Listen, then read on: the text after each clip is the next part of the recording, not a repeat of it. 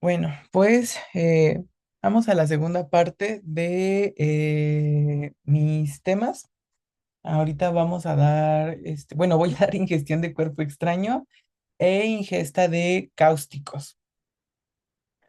Primero vamos a empezar con la ingestión de cuerpo extraño, que pues se define como la presencia de un objeto extraño en vía digestiva.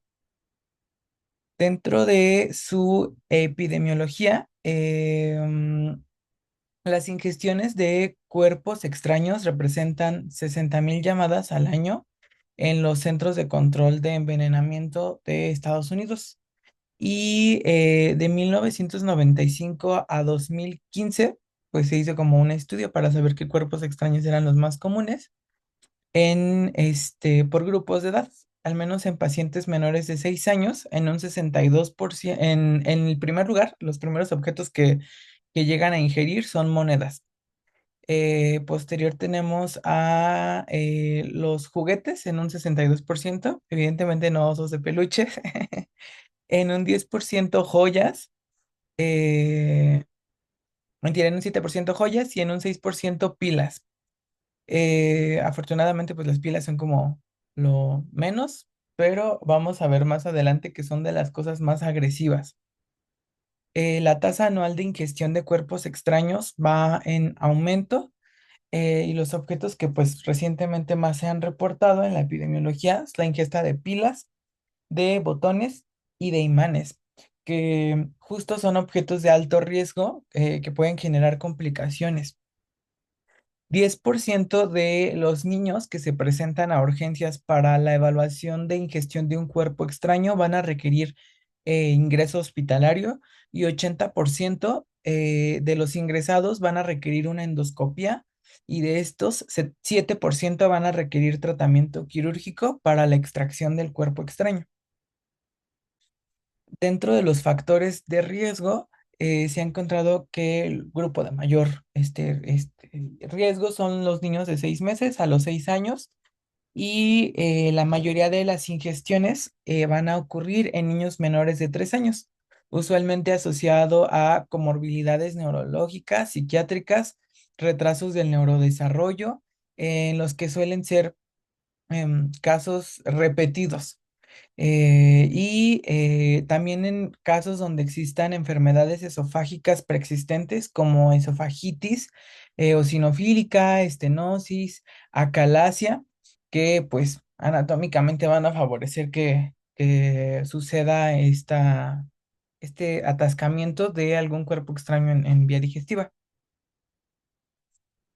Al igual que lo puse con vías aéreas, también lo puse aquí con la vía digestiva, que son pues las diferencias anatómicas entre la vía aérea de niños y bebés respecto a la de adultos, adolescentes. Evidentemente pues va a ser más pequeña la faringe en niños. En cuanto al esófago, igual pues va a tener dimensiones distintas acorde a la edad que vayan teniendo, pero de aquí pues lo que más nos importa es que saber que existen tres estrechamientos fisiológicos donde suelen alojarse cuerpos extraños, especialmente en esófago, que el primero es a nivel de el cartílago cricoides, puesto que en este punto los diámetros suelen ser de 5 a 6 milímetros. Entonces, objetos que usualmente sean mayores de 6 milímetros se pueden quedar ahí atascados. El segundo punto de riesgo es en el cruce del esófago con el callado aórtico y el bronco izquierdo, que más o menos es a nivel de T4, T5. Mm, y la tercera porción va a ser en el hiato esofágico a nivel más o menos de T10, T11. Aunque pues todos los que coloqué ahí en las diapositivas, al área de los niñitos, pues es justo donde igual podría llegar a quedarse clavado algún cuerpo extraño. En los niños, el sitio número uno de estrechamiento y donde más cosas se quedan atascadas es en nivel cricofaringio, y en niños con cuerpos extraños de más de 2 centímetros de diámetro o más de 5 centímetros de longitud tienen mayor probabilidad de quedarse impactados en en cualquier porción del sistema digestivo. Dentro, pues, de nuestro cuadro clínico, muy parecido al cuerpo extraño en vías aéreas, hay que saber si la ingestión, pues, fue presenciada o informada por el paciente. El tiempo de que ha pasado desde la ingesta hasta que nosotros lo valoramos, puesto que a mayor tiempo, que vamos a ver ahorita en la parte del tratamiento, pues hay mayor riesgo, por ejemplo, en la ingesta de pilas, de que haya erosión de la mucosa, que se generen estenosis, ulceraciones. Igual, pues hay que preguntar, ¿no? Muchas veces a lo mejor sí fue presenciada, pero el niño está asintomático. Entonces, igual, ahí vamos a tener un tratamiento usualmente que nada más suele ser como expectante y cuando también pues puede presentar síntomas respiratorios o gastrointestinales específicos en caso de que pues esté generando ya tanta edema, irritación o ulceración de la mucosa que pudiera llegar a causar alguna fístula esófago traqueal. Dentro de las ubicaciones, cuando llega a haber algún objeto en esófago, pues de los síntomas que suelen aparecer es rechazo a la alimentación, cialorrea, disfagia, asfixia, dolor, plenitud. En casos complicados, síndrome de dificultad respiratoria aguda, tos, estridor y roncus. Dentro de en caso de que, por ejemplo, haya sido alguna ingesta no presenciada, pues los síntomas pueden llegar a aparecer incluso una semana después de que haya sucedido y presentarse con manifestaciones ventilatorias, obvio en caso de que esté en esófago. Y a nivel gástrico o intestinal, hay menos probabilidades de generar síntomas a menos que se esté generando una obstrucción o que esté habiendo una lesión de la mucosa. De ser así, pues podríamos encontrar vómito, dolor abdominal, hematemesis, datos de sangrado de tubo digestivo. En la exploración física nos va a interesar saber si nuestro paciente tiene fiebre. En ingestiones no presenciadas en niños menores de 2 años, en los que hay alguna lesión crónica e inflamación, pues ya les dije, puede aparecer incluso hasta una semana después. Dentro de los síntomas respiratorios, en especial pues en casos complicados, puede haber crepitantes, estridor, sibilancias, distensión a nivel abdominal, obstrucción, sensibilidad, rebote positivo en caso de que a lo mejor ya estemos enfrentándonos a una perforación, en la que pues también vamos a encontrar datos de defensa, rigidez. El diagnóstico pues principalmente es clínico y con estudios de imagen. Hay que tomar pues una radiografía de cuello, tórax y abdomen en todos los casos en donde se sospecha la ingesta de un cuerpo extraño, de preferencia en vistas lateral y frontal. Respecto a como datos, pues las monedas se visualizan mejormente en una pues vista AP y aquí algo bien importante entre las dos es descartar cuando se trata de una pila de botón, pues en la bibliografía refiere que tienen la presencia de un anillo doble o el símbolo de halo en la vista frontal, como en la imagen. Yo la verdad cuando descargué esta imagen al principio dije, ah, es una moneda, pero si uno alcanza a percibirlo mejor, sí tiene el alito afuera y otro circulito en la parte de adentro. Y esta es el mismo paciente, pero aquí pues sí parece una moneda. Los objetos que quedan atrapados en este esófago y que pues permanecen ahí a nivel de esófago, pues pueden proyectarse igual de una mejor vista en el plano sagital. Y pues no todos los objetos que vayamos a ver, a los que nos vayamos a enfrentar van a ser radiolúcidos. También puede que haya objetos radiotransparentes. Estos usualmente pues los vamos a pasar por alto muy fácilmente, como objetos de vidrio, de madera, de plástico, alimentos. Dentro de los síntomas inespecíficos, de los datos inespecíficos que podríamos ver en la radiografía, es la presencia de compresión o desviación de la tráquea y atrapamiento de aire a nivel del esófago. Otros estudios que pues hay que o podemos tomar en especial en caso de que nos enfrentemos o que exista la sospecha de ingesta de un cuerpo extraño, pero que este sea radio transparente, pues una tomografía, que además de todo, pues nos va a servir para la planificación quirúrgica. No es como lo ideal, pero solo cuando haya sospecha y que no sea visible en una radiografía. Pueden hacerse también estudios contrastados orales, esofagograma, series superiores, aunque en los artículos vi que no se recomienda tanto por riesgo de aspiración, en especial pues si estamos enfrentándonos a un objeto que sea muy grande y pues que lejos de irse al sistema digestivo el contraste se vaya a vía aérea. Otros estudios que podemos tomar, pues es la resonancia magnética. Esta la vi que es más para seguimiento o en especial cuando ya hay complicaciones. Y es el método de imagen de elección post extracción de una batería en esófago. Dentro de otros estudios, pues está la endoscopía, la colonoscopía, que pues además de ser diagnósticos, son terapéuticos.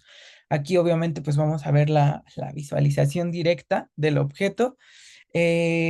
Además, cuando hay una ingesta de baterías, pues nos va a ayudar a estadificar el grado de la lesión y a documentar la ubicación del polo negativo. Esto que vi del polo negativo, polo positivo, es que, pues, si están, a lo que entendí es que si están como de un lado, el polo negativo es como donde suele ser más la lesión y donde suele quemar más la pila.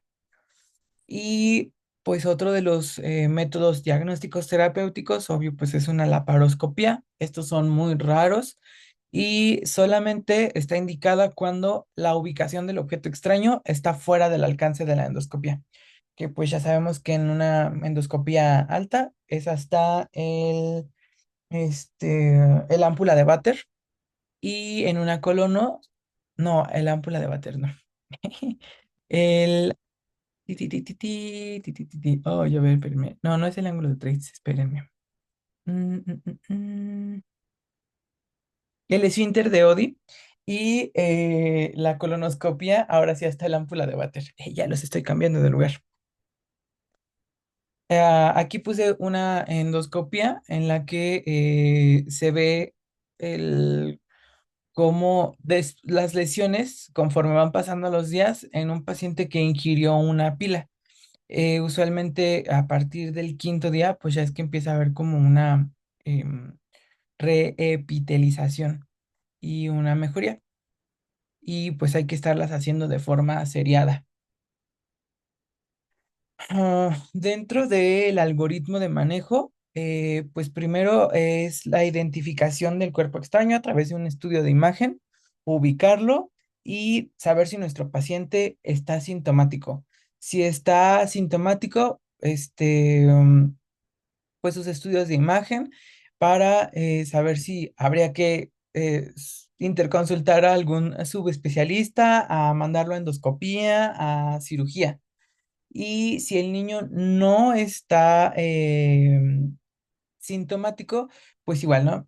Saber dónde está la ubicación del cuerpo extraño. Si está en esófago, igual, referir para hacerle una endoscopia. Si no está en esófago, pues ya ahí es como meterle más respecto a saber si es una batería de botón, si se comió un imán. Vi que el mayor riesgo es cuando se comen un imán, no pasa nada, pero cuando se comen dos imanes, estos, si se pasa uno más rápido que el otro y el otro pues después, si por algo llegan a intestino y en el intestino llegan a pegarse esos imanes, pues obvio van a generar una compresión una necrosis por compresión. Entonces, ahí eso es lo, cosas importantes que hay que investigar.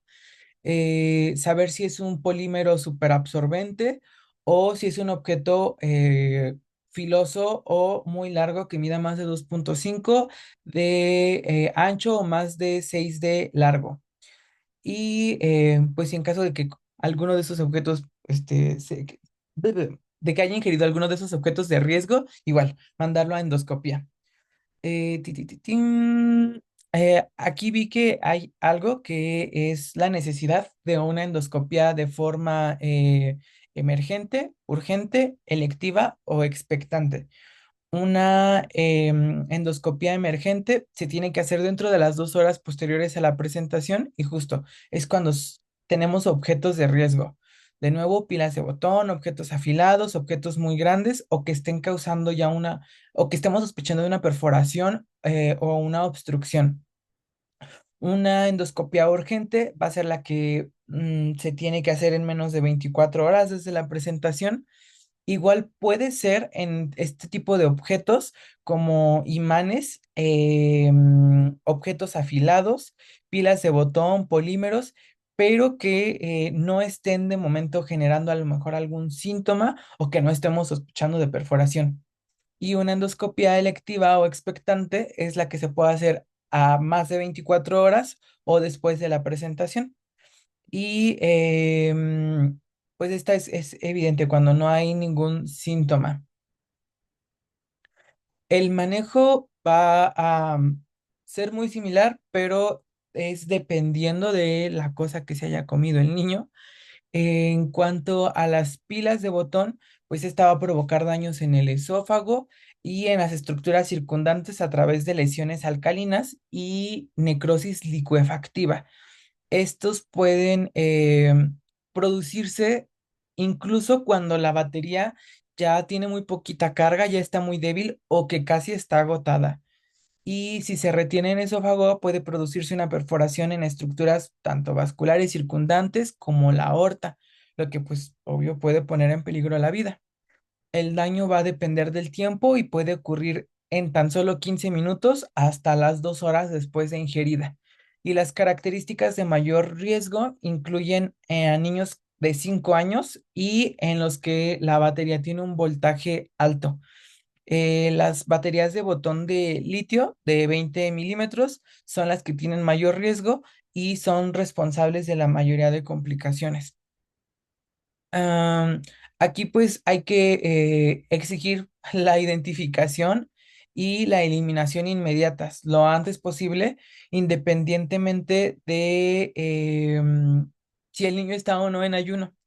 Y el estándar de atención es la eliminación definitiva 2 horas después de la ingestión.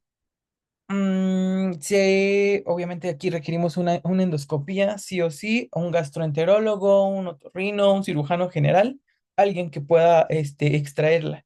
Y las pautas de control de intoxicaciones recomiendan la administración de miel o sucralfato para minimizar las lesiones tisulares. En caso de la miel, pues ya sabemos, va a ser para uso exclusivo en niños mayores de 12 años y se tendrían que administrar 10 mililitros vía oral durante un máximo de 6 dosis, mientras el paciente pues se dirige a emergencias.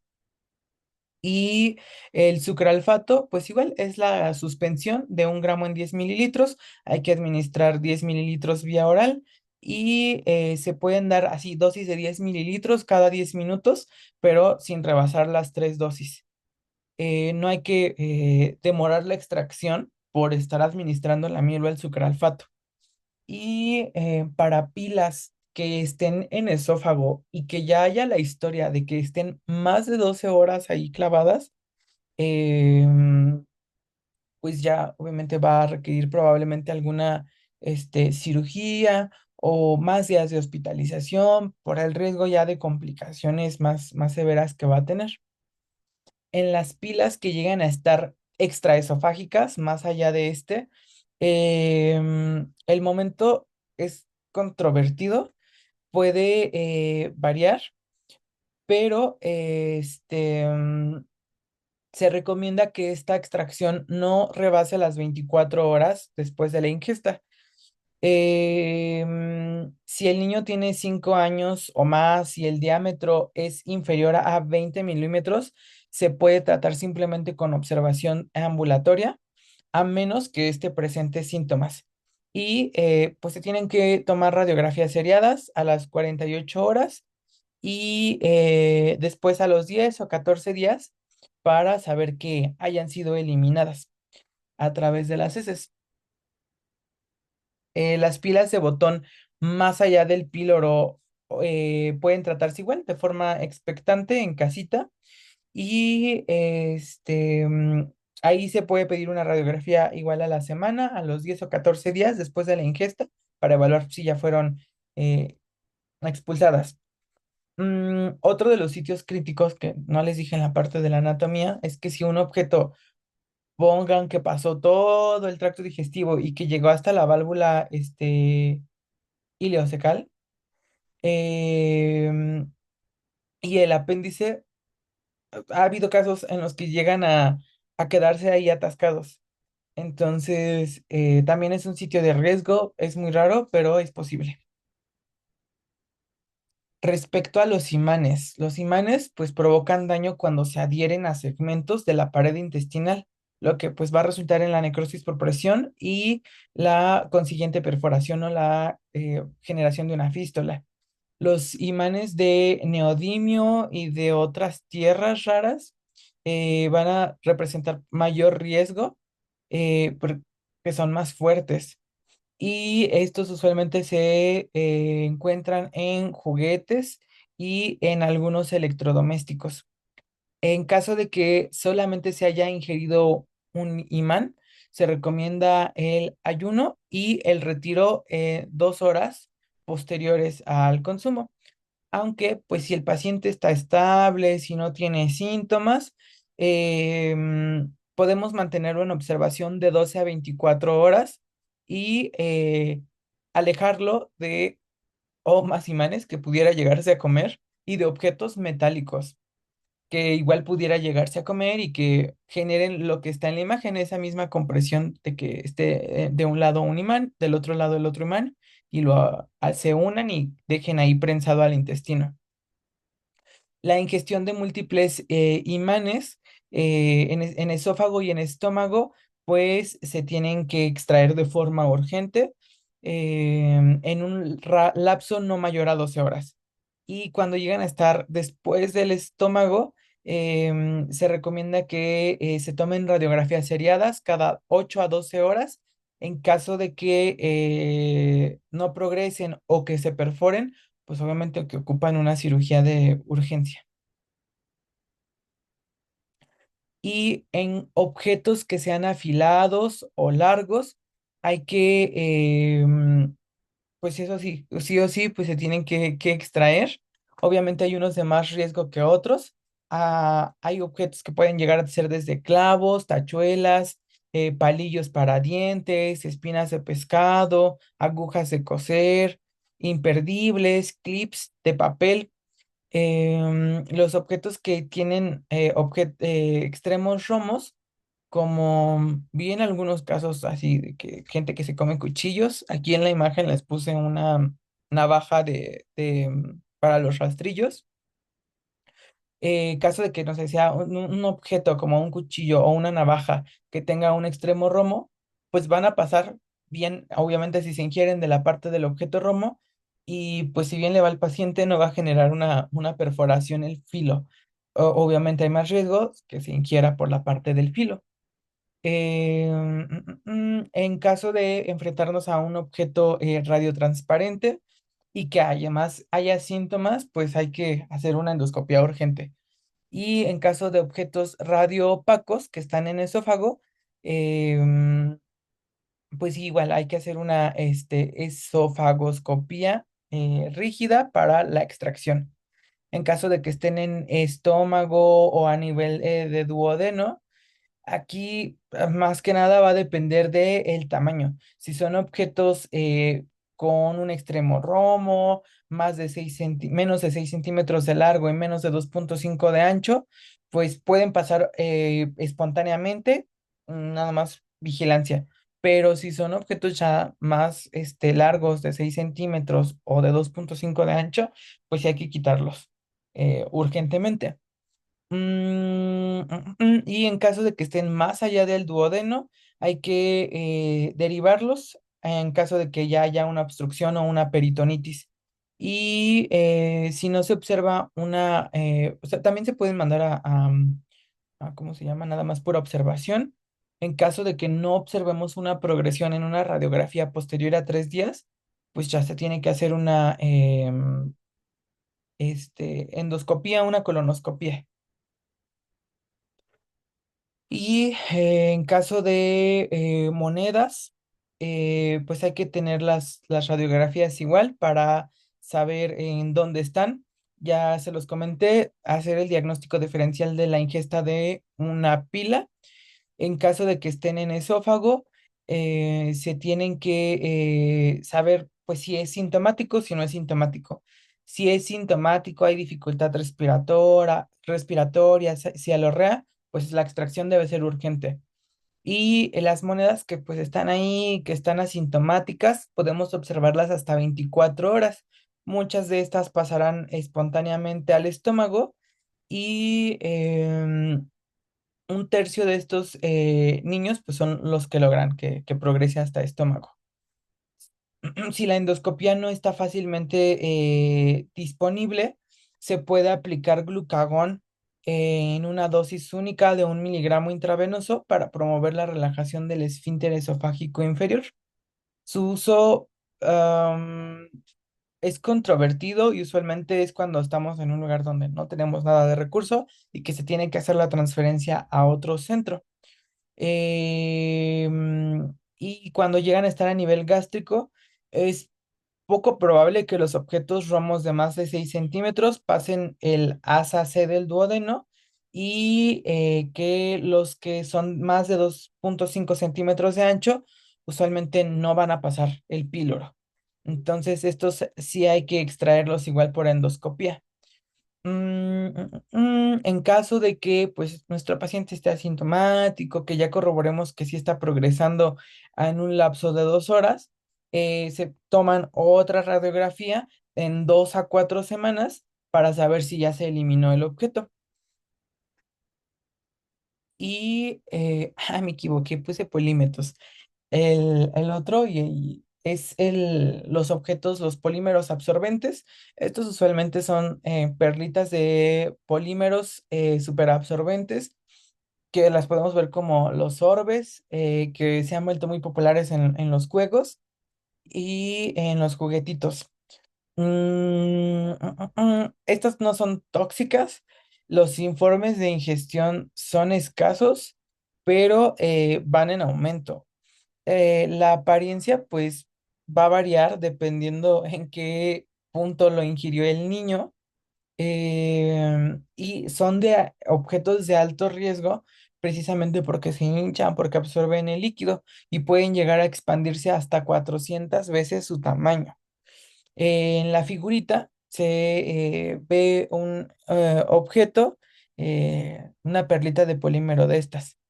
Las imágenes, las radiografías, pues no nos van a ayudar en mucho porque pues son objetos radiotransparentes y para esto sí la tomografía pues sería la que más nos ayudaría.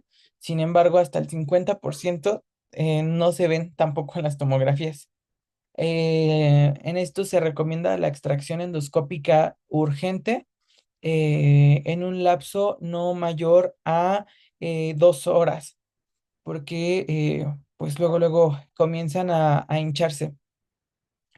Y nada más. En caso de que pues hayan pasado más allá del duodeno, pues usualmente nada más es observación, a menos que empiecen a generar síntomas.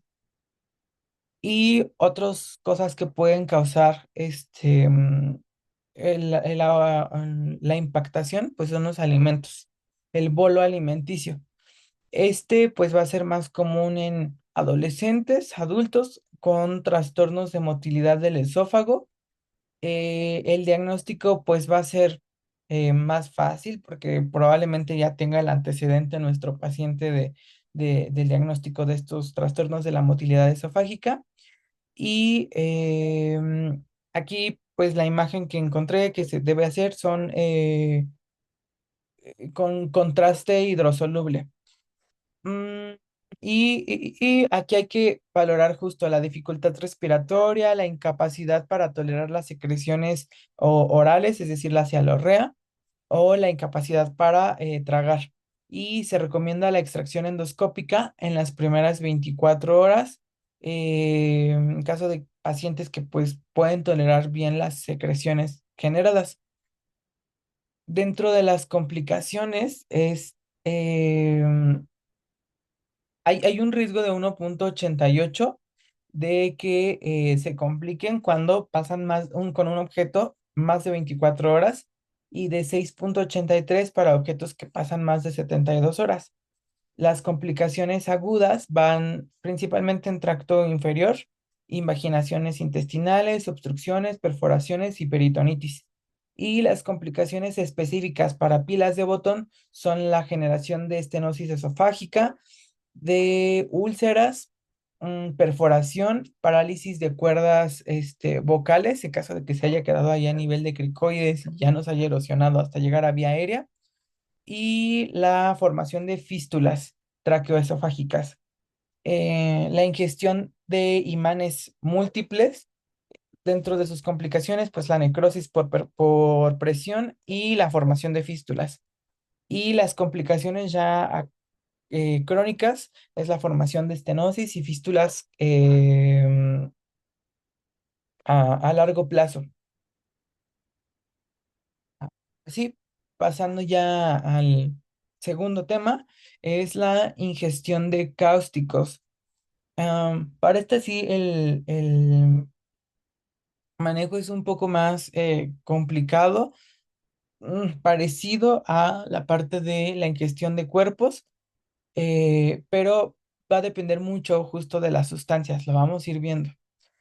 Esta se define como la ingesta o la inhalación que va a provocar la lesión esofágica de sustancias ácidas con un pH menor de 7 o alcalinas con un pH mayor a 7.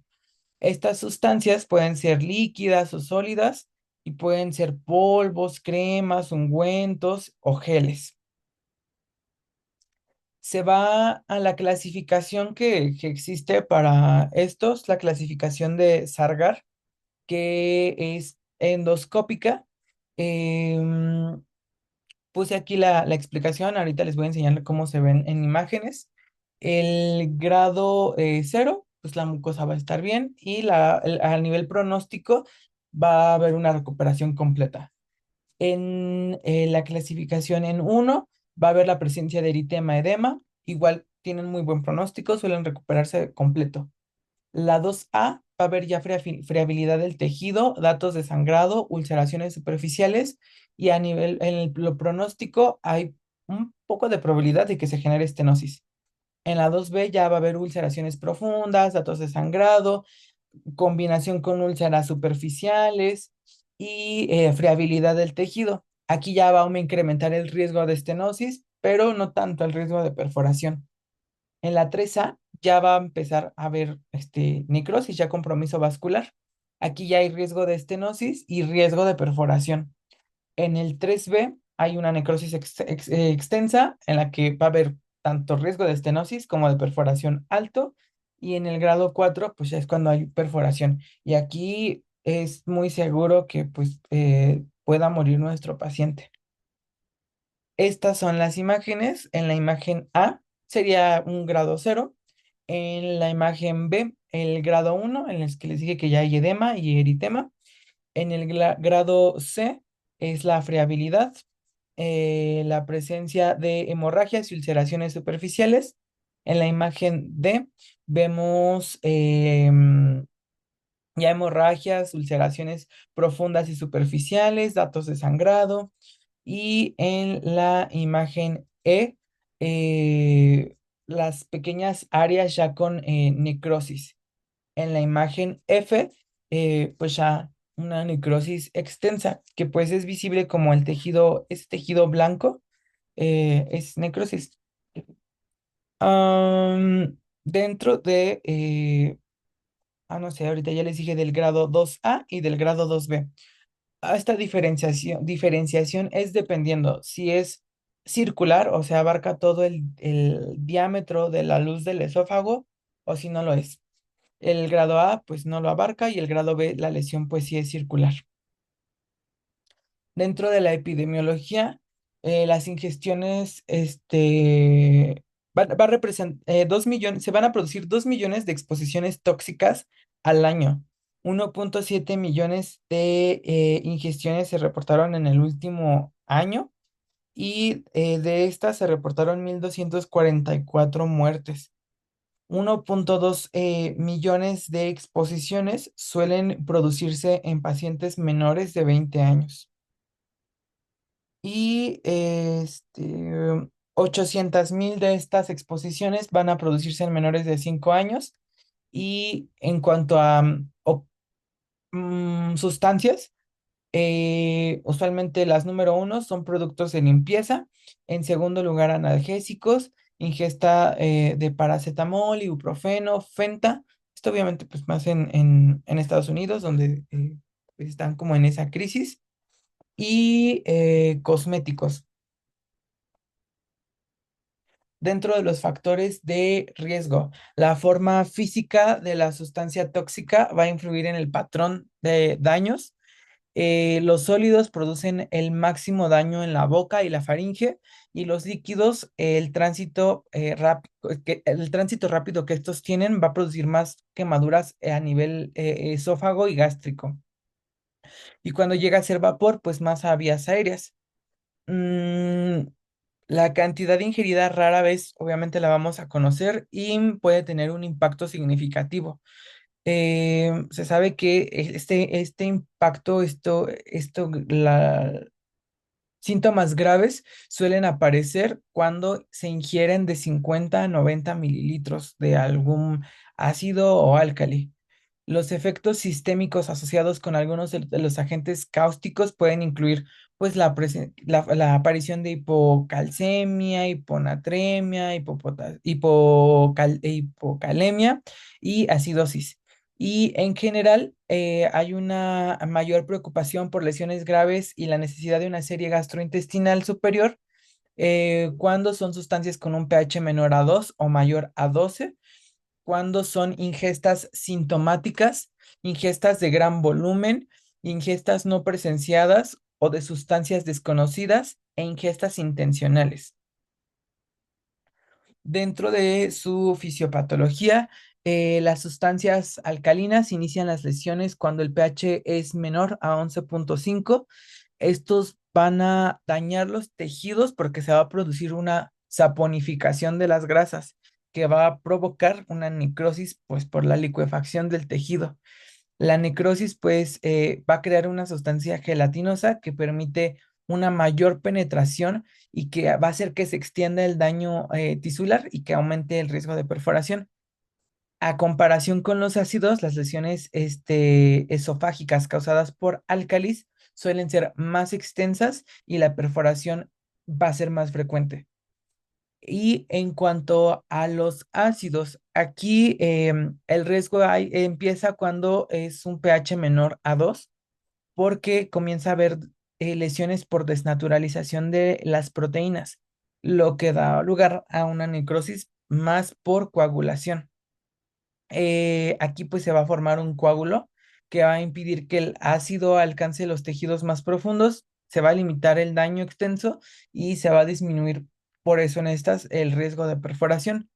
La ingestión de ácidos aún puede causar daños asociados a morbilidad y a mortalidad graves. Los aspectos clave en la ingestión pues incluyen que la naturaleza química de la ingestión, eh, pues se deba a algunas de estas sustancias. Aquí, acorde al pH que tienen y acorde a lo mejor a lo que podría llegar en nuestro paciente, pues podremos pensar en el pH con esta tablita. Em, Ahorita más adelante vamos a ver que el ideal es que pues se lleve la cosa que ingirió o que inhaló y que podamos hacer una prueba de pH. Pero pues este tipo de tablas nos ayudan como a guiar en caso de que obviamente el papá no se le prenda el foco y no nos lleve la sustancia.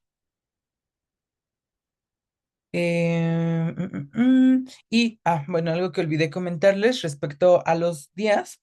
En el día cero suele producirse una necrosis inicial. En la primera semana, inflamación y trombosis. Del día 10 al 21 aparece ya tejido de granulación. Y a partir del día 21 es cuando podemos decir que ya cantamos victoria porque ya empieza la fibrogénesis, pero con la fibrogénesis, pues dependiendo del grado de la lesión, pudiera aparecer ya la formación de estenosis. Coloqué igual aquí, me pareció importante las presentaciones de los químicos, porque pues obviamente nosotros no vamos a poner de que el diagnóstico que ingirió limpiador en general y quita grasas. Usualmente pues se pone la sustancia en la que estamos sospechando, por ejemplo, hidróxido de amonio o hidróxido de sodio, carbonato de sodio, hipoclorito de sodio. Y enfrente pues ya les coloqué en qué sustancias podemos encontrar esos ácidos o esos álcalis. Dentro de nuestro cuadro clínico, tenemos que saber si la ingesta realmente fue un accidente o si fue intencional. Esto es muy importante porque las ingestas intencionales suelen ser de mayor volumen y pues ya si el paciente se pone creativo pueden ser incluso múltiples sustancias. Tenemos que saber si fue presenciado o no presenciado, ya que las no presenciadas pueden disminuir el umbral en el que vamos a decidir si hacemos una endoscopía ya. Y el tipo de sustancia, saber si fue un ácido versus un álcali, identificar la marca, la cantidad. Ya sabemos que pues las peores consecuencias es cuando se ingieren a mayor volumen. Y si se desconoce la sustancia, por ejemplo, que no trajeran un envase original, como por ejemplo estos productos que llegan a vender a granel, pues ahí sí lo ideal sería pedir que se lleve una muestra para realizar una prueba de pH. Debemos identificar el momento de la ingesta y cuánto tiempo pasó para que se desarrollaran los síntomas. Dentro de estos pudiéramos encontrar lesiones en boca directamente, la presencia de eritema, ulceraciones, dolor oral, faríngeo, esofágico, a nivel de abdominal, disfagia, rechazo o incapacidad para alimentarse, cialorrea, vómitos y hematemesis. Pudiera también llegar a aparecer fiebre en caso pues de que nos estuviéramos enfrentando ya a alguna perforación o algo más complicado. Dentro del examen físico, pues hay que evaluar la ropa y la piel, principalmente a nivel perioral, a nivel de cuello, extremidades superiores, torso, ya que si, por ejemplo, llegan con la ropa impregnada o sucia del material, pues todavía pudiera estar haciendo lesión a nivel cutáneo, entonces hay que quitarles la ropita. Los hallazgos en el tracto intestinal superior, gastrointestinal superior y la faringe, pues pueden incluir quemaduras periorales y cialorrea. Mm, y pues igual pueden generarnos datos de dificultad respiratoria en caso de que pues también hayan sido inhalados. Para su diagnóstico, las evaluaciones de laboratorio no son rutinarias y van a individualizarse acorde a la presentación clínica. Las pruebas de laboratorio van a estar más indicadas en acorde a nuestro escenario. Se tiene que pues medir la hemoglobina, hematocrito para evaluar si está habiendo una pérdida de sangre de forma secundaria a el daño de la mucosa. Y pues la medición del pH, tanto el pH sérico para evaluar pues los efectos metabólicos que haya causado la ingestión de este cáustico. Dentro de los estudios de imagen, lo primero pues son radiografías en las que nos va a dar datos indirectos, la presencia de neumoperitoneo, de derrame pleural, neumomediastino, que pues van a ser datos indirectos de perforación.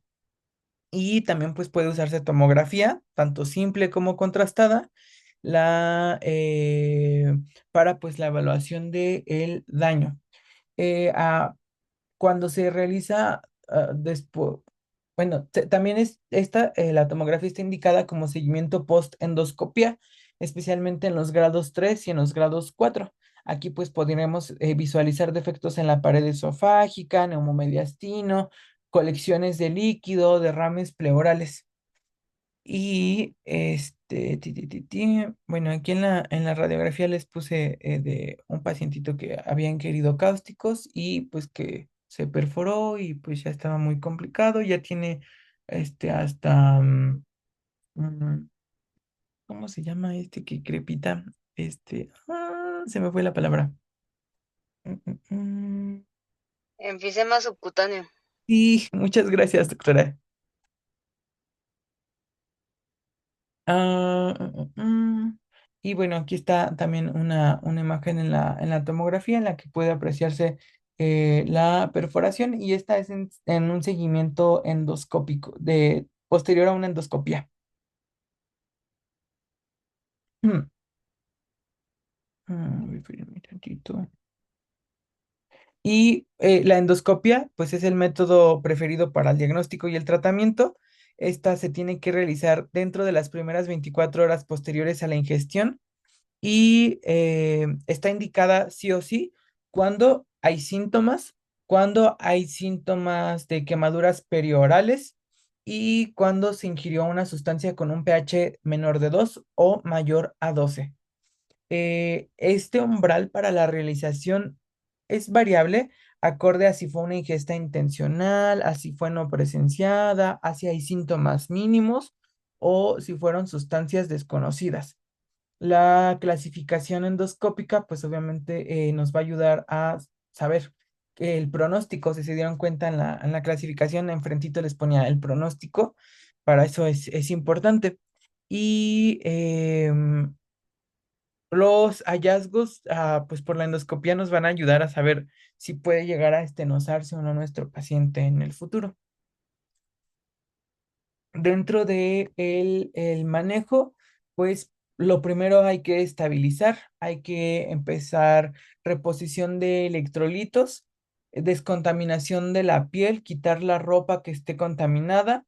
Se tiene que dejar a nuestro paciente en ayuno y ser muy estrictos en que no le vamos a dejar y que ser muy estrictos en que nada, nada, nada por vía oral. Aquí no sirve nada de administrar cosas para diluir, leche, agua, administración de carbón activado, y tampoco hay que colocar una sonda nasogástrica u orogástrica a ciegas, puesto que podríamos generar un daño. Esta tiene que colocarse guiada por una endoscopia. Y el tratamiento, pues principalmente va a ser acorde a si nuestro paciente está sintomático, está mínimamente sintomático o está sintomático. Y esto va a darnos como las pautas para saber en qué momento hacemos una endoscopia.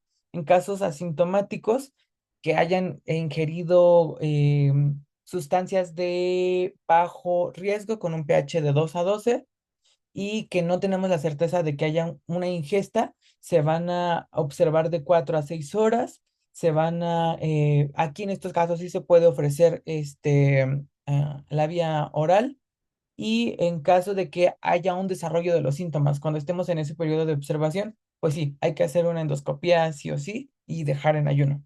En casos mínimamente sintomáticos y que hayan ingerido algo de bajo riesgo con un pH de 2 a 12 o que igual esté la ingesta ahí medio dudosa, hay que dejar en ayuno y pues ver que los síntomas no progresen.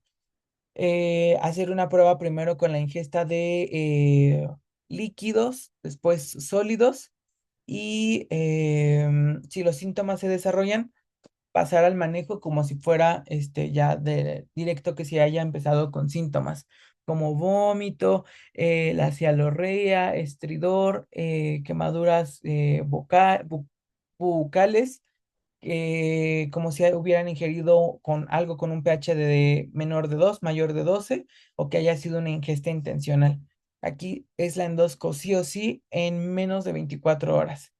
Y pues ya, cuando tenemos nuestra endosco y que la estadificamos, pues vamos a tener que el manejo en el grado 0, 1 o el 2A es igual ayuno. Primero ofrecer líquidos, posteriormente sólidos y hacer un control después de una semana, en especial en el grado 2A o pacientes que sean sintomáticos. En el grado 2B hay que hacer una endoscopía para la colocación directa de la sonda. Se pueden dejar esteroides por 3 días, inhibidor de bomba de protones por una semana y ceftriaxona igual por una semana. Y en los grados 3A, 3B o 4, igual hay que colocar la sondita por endoscopía, em, tomar una tomografía para saber si hay datos de perforación, el IBP, ceftriaxona y aquí en estos casos pueden o no añadirse los esteroides ahí puede haber el riesgo de perforación al añadirlos. Mm, Pues esto es básicamente lo que les acabo de contar en cuanto al tratamiento, quitar la ropa contaminada, en especial cuando llega a ingerirse ácido fluorhídrico, compuestos fenólicos, gasolina, ácidos crómicos, pues son cosas que si está impregnada la ropa puede seguir causando lesiones cutáneas. Hay que darle tratamiento a las quemaduras, principalmente, bueno, tanto peribucales como en otras partes del cuerpo. Hay que irrigarlas con agua corriente y en caso de que sea un álcali, pueden también enjuagarse con solución jabonosa y hacer un desbridamiento precoz para evitar que se produzcan necrosis precoz. En caso de que sospechemos o que pues clínicamente veamos que salpicó a los ojos, hay que hacer un lavado ocular. No hay que inducir el vómito por nada del mundo, puesto que pongan que ya llegó al estómago y con el vómito vamos a hacer que FUM se regrese y que pues si ya había un daño, se produzca aún más daño. eh, no colocar la sonda a ciegas y no realizar lavados gástricos. Dejar en ayuno, no diluir ni tratar de neutralizar con ninguna sustancia, no carbón activado.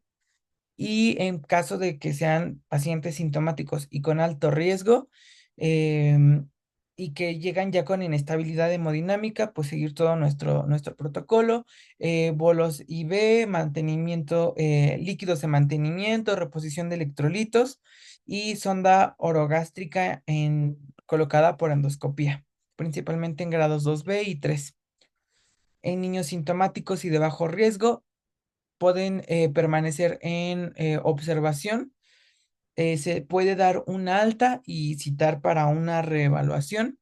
Si tienen síntomas mínimos, se tienen que ingresar y monitorear, porque pues pudieran empeorar estos síntomas y realizar una endoscopía. En casos en los que existe una ingesta incierta, pero que haya una sospecha fuerte, y si se desconoce qué fue, endoscopía. Si se sospecha y no hay síntomas, solamente vigilancia. Para realizar una endoscopía en menos de 24 horas, las indicaciones, recordamos, pH inferior a 2, superior a 12, que haya síntomas y que sea una ingesta accidental, síntomas como vómito, cialorrea, estridor aislado, quemadura local, y en caso en la ingesta intencional, les digo, es dependiendo, el umbral es variable, acorde a si tienen síntomas, si no tienen síntomas. Y aquí coloqué esta tablita que son los medicamentos que pueden estar indicados, en los que podemos incluir antibióticos. Yo les había comentado ahorita la ceftriaxona, que se administra 100 miligramos kilogramo día, una vez al día y se deja el tratamiento hasta por 7 días. La ampicilina, la dosis va de 50 a 100 IV vía oral, por 10 días. Em, Esta usualmente llega a preferirse por el menor espectro, el espectro más limitado. Los IVPs, pues puede darse pantoprazol, esomeprazol, lansoprazol, y pues aquí la dosis va a depender principalmente de el peso. Y de los esteroides, el preferido es la metil, a 1000 miligramos por 1,73 metros cuadrados al día, con un máximo de 1000 miligramos al día. Está contraindicada si hay sospecha o riesgo alto de perforación, como en el grado 3. Y listo, ya. Esa sería toda mi clase. No sé si tengan alguna duda, quieran aportar algo. Viri, ¿algo quieres aportar? Sí, un par de cositas nada más. Acuérdense que cuando hablamos de ingesta de cáusticos, siempre va a ser una urgencia. Y sí tienen que tener bien claro tu mecanismo, como tú lo explicaste, tu mecanismo de acción. ¿Por qué? Porque cuando nosotros tenemos una ingesta de alguna solución o de algún líquido que es alcalino, lo alcalino quema el contacto. ¿Qué quiere decir esto? Que tus pacientes, a lo mejor es que creo que no, ahorita afortunadamente no nos han llegado niños así. Nosotros, por ejemplo, cuando yo era, creo que R2, no me acuerdo, nos llegó un niño que había ingerido sosa cáustica. Entonces, cuando un paciente llega por ingestión de productos que son alcalinos, acuérdense que estos van a quemar al contacto, como tú dijiste, por licuenificación. Entonces, son pacientes las quemaduras van a ser mucho más severas y que las vas a poder ver desde la cavidad oral hasta todo el esófago y el estómago, ¿vale? O sea, son pacientes que no es que nosotros podamos decir, ah, bueno, es que no sabemos si sí lo ingirió o no lo ingirió. No, porque son niños que van a llegar con las quemaduras, pues, o sea, que tú vas a ver evidentes en los labios, adentro en la mucosa, en la cavidad oral, evidentemente en la faringe, y que si obviamente le haces la endoscopía, vas a ver todas las lesiones a nivel de esófago y hasta estómago. Por el contrario de los productos que son ácidos, los ácidos van a quemar, como tú bien lo dijiste, pero por una exposición prolongada. Entonces ahí hay ocasiones en donde no vas a ver lesiones ni en la cavidad oral y a veces ni siquiera en el esófago. Las principales lesiones van a estar presentes a nivel de la cavidad gástrica y tú las vas a notar con tu endoscopía. Entonces, otra cosa importante que tú dijiste es de el producto que es, porque cuando tenemos productos que son obtenidos a granel, en esas como puestos, no sé cómo se llaman esos puestos que tienen, que venden eso, pero bueno, los productos a granel son productos mucho más puros, entonces son mucho más corrosivos o más dañinos.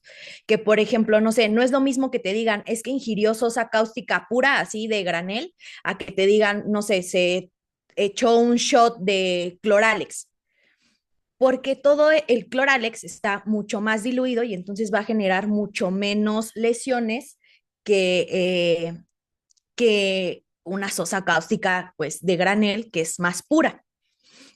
Es muy importante que ustedes vean desde un principio, porque cuando tenemos una lesión importante son niños que llegan inestables, o sea, son niños que desde que llegan inestables, que llegan con dificultad respiratoria, que llegan, pues sí, con cialorrea y que tú los puedes ver evidentemente.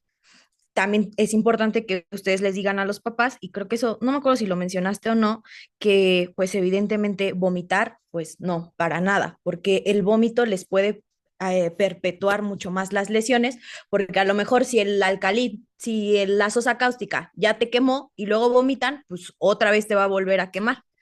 Entonces eso es muy importante. ¿Qué más? No sé. Creo que eso. Sí, es importante lo que acaba de mencionar Viri. Y y sobre todo porque en los productos a granel no hay una concentración, ¿no? O sea, si bien es puro, tampoco te van a decir a qué concentración. O sea, el señor que llega en la camioneta a vender la sosa, no te va a decir a qué concentración está esa sosa, ¿no? Eh, y bueno, otra de las situaciones importantes es cuando, ¿por qué ocurren este tipo de consumos? Es porque luego, por ejemplo, el aceite de motor o también el que se utiliza para limpiar el motor, motores de carros y así, desengrasantes, por ejemplo, los meten en botellas de Coca-Cola, ¿no? Entonces el morrito, pues piensa que es Coca-Cola y se avienta el trago de sosa, ¿no? Entonces, pues eso también es importante, la prevención, ¿no? El comentar que hay que tener estos productos alejados del alcance de los niños, ¿no? Chalalala. Básicamente eso, me gustó mucho tu exposición, te felicito. Este, espero que así sigamos con las clases. Y pues nada más. Muchas gracias, doctora. Mm, no sé si ¿Y quieren. alguno de los otros R's tienen algún comentario, algo que agregar? Creo que ya nada más está Karen.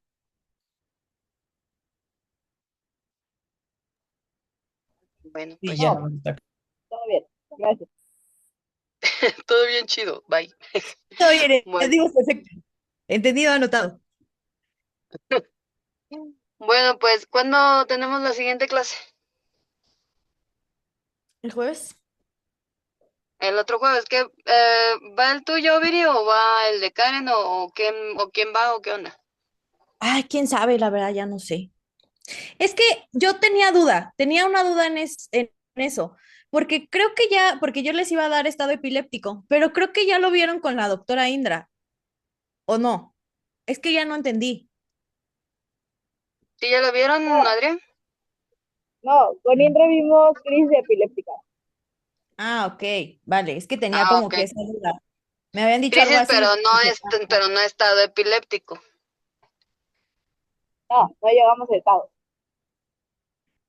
Ah, pues, ¿cómo ves, sí, Viri? sí, si quieren el jueves, vemos estado epiléptico. Ok. Y Karen, vas a dar la de aminas, ¿verdad, Karen? Sí, dentro Oh, de 15 días. vale. Dentro Pero de con, 10 años. pero conste, ¿eh? Sí, ya está Sí, firmado, pactado y todo. Secuestrar los extraterrestres. ujú, sí, una invasión. Sí, entonces el jueves les doy estado epiléptico. Yay, Vale. vale, vale. Ahora sí, lo Gracias. prometo. Gracias. Bye. Buena guardia. Gracias. Bye. Cuídeme a mi Mati.